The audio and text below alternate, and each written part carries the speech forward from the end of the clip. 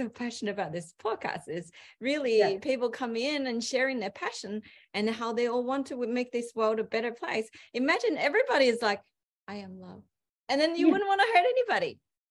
I agree. But there's also the other dynamic to it, though. So the world is built on polarity. So light, dark, love, hate, plus, minus, positive, negative. There's polarity everywhere. So there's always going to be the opposite side to love, because we can't exist without it. For me, that sounds like you're embracing everything. Absolutely. You can't deny the shadows. That's why like shadow work is so important as well. Those embracing those parts of you that you don't particularly like, because in there, if you start leaning into your shadow, in leaning into the parts of that you're hiding, that's when you can fully love and accept yourself. People say jealousy is a bad thing. So if you're a jealous person or jealousy comes up, generally people reject jealousy. They're like, oh, I don't want to feel jealous. But if you actually lean into the jealousy, because obviously all emotions are valid, there are no negative emotions. They're all just telling you a story. If you lean into the jealousy and go, okay, jealousy, what am I jealous about? Where is this coming from? You can then work out, okay, where's my insecurity? Why am I feeling insecure that I'm jealous? Or why is this person triggering me to feel jealous? What is it? And you use that to work on yourself to then alleviate the jealousy. Then jealousy is a good thing, because you're seeing that it needs work. And also jealousy is a great thing because it will make you work harder. If you're jealous of someone's success, you can use that as a positive and go, do you know what? I'm going to work my ass off and I'm going to be just as successful. It doesn't have to be a bad, like people paint jealousy as this really bad thing. But so that's your shadow side, and you're seeing it as a dark side, but it can also come into the light because you can use it as a positive. So that's really very much like I see challenges as opportunities. Yeah, perfect. It's just the script that you're playing. So if you're looking at things in a different light, some people would see challenges as a really bad thing, but oh God, not again. Why is this happening to me? Whereas like yourself, you're like, okay, cool. What am I learning from this? How can I grow? As a shaman, that's something that shamans will do, and embrace it all, the dark and the light. I think personally, I feel being able to accept the dark has helped me be able to live in the light in a better way.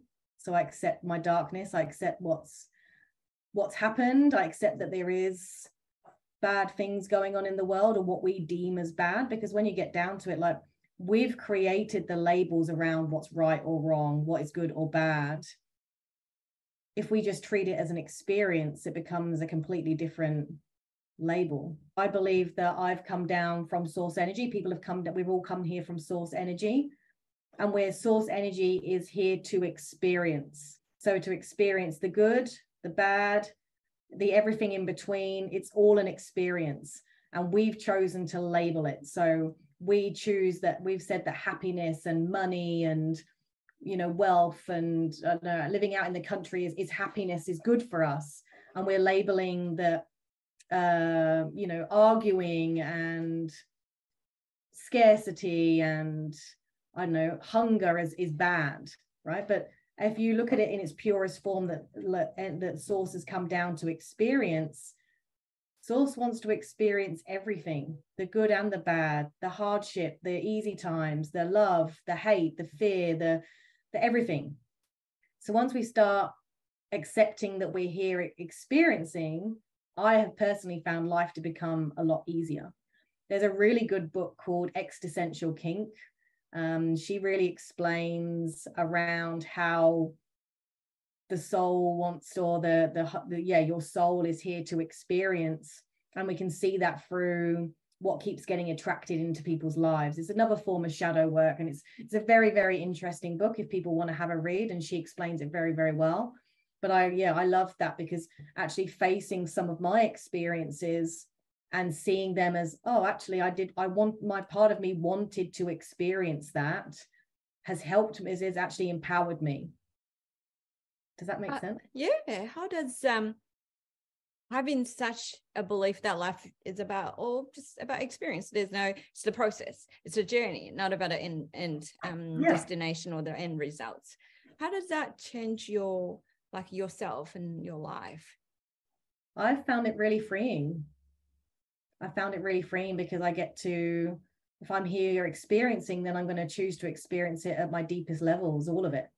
So when I am feeling maybe flat or sad, I'm going to experience it and move through it. I'm not going to deny it or ignore it. When I'm feeling happy, I'm going to be super grateful for it. And I'm going to be grateful each time I walk out the door and it's a beautiful day. It's raining. I'm going to be grateful that it's raining and I might dance in the rain.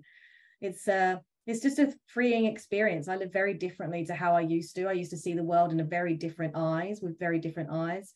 And I can honestly say the way I look at the world now, I am probably I am the happiest I've ever been. And I feel like I'm the freest I've ever been. Let your light shine. Help others find their way out of the darkness. Extraordinarily inspiring stories from ordinary people like you and I. I believe we are all extraordinary, yet we're all ordinary. Let your light shine.